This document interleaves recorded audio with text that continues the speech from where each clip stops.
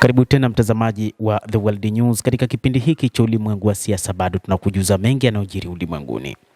Kiongozi mkuu wa serikali ya mapinduzi ya Iran Ayatollah Al-Khamenei anasema kwamba Iran haitoweza kujisalimisha na kamwe haitajisalimisha.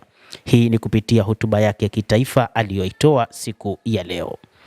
Kiongozi mkuu huyo wa Iran Ayatollah Al-Khamenei amesema taifa la Iran si la kujisalimisha, siku moja baada ya rais wa Marekani Donald Trump kuitaka nchi hiyo kusalimu amri bila masharti. Anasema wajulishe wa Marekani kwamba taifa la Iran sio la kujisalimisha, na uingiaji wowote wa kijeshi kwa upande wao bila shaka utasababisha uharibifu usioweza kurekebishwa, Khamenei alisema siku ya leo Jumatano katika hotuba ya kitaifa, maoni yake ya pili ya hadharani tangu Israeli ilipoanzisha mashambulizi yake dhidi ya Iran wiki iliyopita. Wale wenye hekima na wanaofahamu Iran, watu wake na historia yake, kamwe hawazungumzi na taifa hili kwa lugha ya vitisho, alimwonya rais huyo wa Marekani bwana Donald Trump.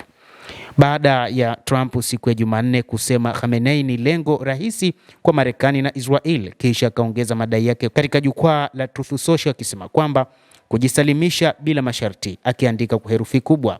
Lakini kupitia hotuba yake Ayatollah Al-Khamenei alisema kwa Marekani wanapaswa kujua kwamba jeshi lolote katika ulimwengu haliwezi likawa dhaifu kiasi hicho, kiasi kwamba wanaweza wakalilazimisha lijisalimishe.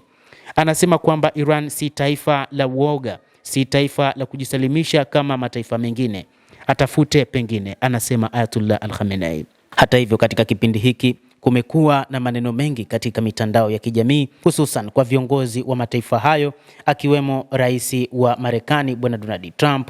Mara kadhaa amekuwa akielezea nchi ya Iran juu ya kile ambacho wakati huu anakiona kutokana na kile anachoamini kwamba kutokana na uwezo mkubwa uliokuwa nao Marekani, ni wazi Iran inaweza ikasalimu amri mbele ya mikono ya Marekani. Lakini kutokana na kauli ya kiongozi mkuu wa Iran Ayatollah Al-Khamenei, amesema kwamba kamwe hawatoweza kufanya hivyo.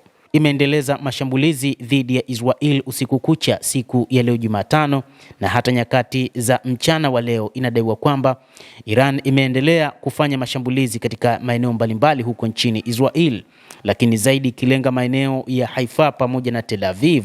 Ni maeneo ya Palestina ambapo walowezi kutoka nchini Israel wameateka maeneo hayo na kuishi katika maeneo hayo na kuwafukuza wakazi wa maeneo hayo. Haya ni miongoni mwa maeneo muhimu ambayo Iran inapigania.